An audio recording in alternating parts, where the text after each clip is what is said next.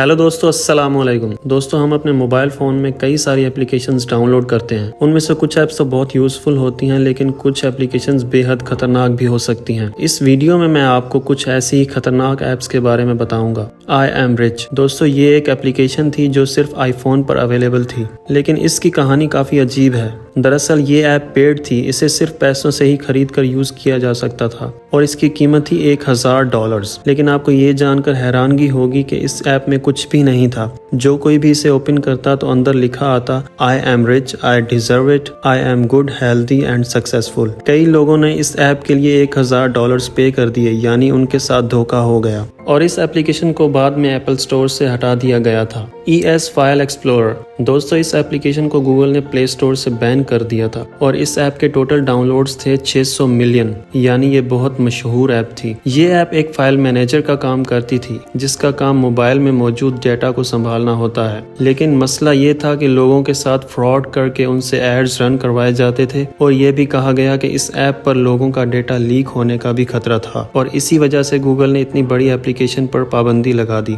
RIP VIP। दोस्तों, ये application बहुत ही क्रीपी थी। इस एप्लीकेशन में लोगों की मौत के नोटिफिकेशंस मिलते थे। दुनिया में जब कोई भी मशहूर इंसान मरता तो ये एप्लीकेशन यूजर्स को उनके मरने के नोटिफिकेशंस भेजती थी। इस तरह की कई ऐप्स प्ले स्टोर पर मौजूद हैं, लेकिन ये बहुत अजीब है कि रोजाना आपके मोबाइल पे अलग अलग लोगों के मरने के नोटिफिकेशंस आए। बहरहाल, इस ऐप की कीमत तकरीबन $1 थी। रैंडोनॉटिका। दोस्तों, इस एप्लीकेशन में यूजर को एक लोकेशन भेज दी जाती थी और उस यूजर को उस लोकेशन पर जाना होता था। इस एप्लीकेशन का काम लोगों को मुख्तलिफ मकाम पर लेके जाना है। मसला ये है कि ये इंतहाई खतरनाक हो सकता है। ऐसे कई केसेस सामने आए हैं जिनमें लोग इस एप्लीकेशन की दी हुई लोकेशन को फॉलो करते हुए चले गए, जहां उनको काफी नुकसान उठाना पड़ा, जैसे कि कोई सुनसान जगह। रैंडोनॉटिका नामी ये ऐप काफी मशहूर हो चुकी है, लेकिन ये इंतहाई खतरनाक हो सकती है। एक ऐसे ही वाकये में कुछ दोस्तों को इस ऐप ने एक जगह भेजा जहाँ इन लोगों को एक बैग पड़ा नजर आया और उस बैग में एक लाश थी। इस केस में पुलिस इन्वॉल्व हो गई थी। अब आप सोच सकते हैं कि ये ऐप कितनी खतरनाक हो सकती है। Talking Angela. दोस्तों, ये एक फन एप्लीकेशन है जिसमें एक बिल्ली वही सब रिपीट करके बोलती थी जो इंसान बोलता था। ये बिल्ली इंसान के फेस एक्सप्रेशंस को रीड करके अपना चेहरा भी वैसे ही बना लेती थी। इस एप्लीकेशन में लोगों को कहा जाता था कि वो कैमरा की तरफ देखें ताकि ये बिल्ली इनके एक्सप्रेशंस को रीड कर सके। अब यहाँ से एक अफवाह उड़ना शुरू हुई कि दरअसल इस एप्लीकेशन में कोई लोगों के मोबाइल कैमरा के जरिए लोगों को देख रहा होता है। लोगों को महसूस होता था कि जैसे इन्हें कोई देख रहा है, लेकिन ये बात कभी कंफर्म नहीं हुई और एक अफवाह बनकर रह गई।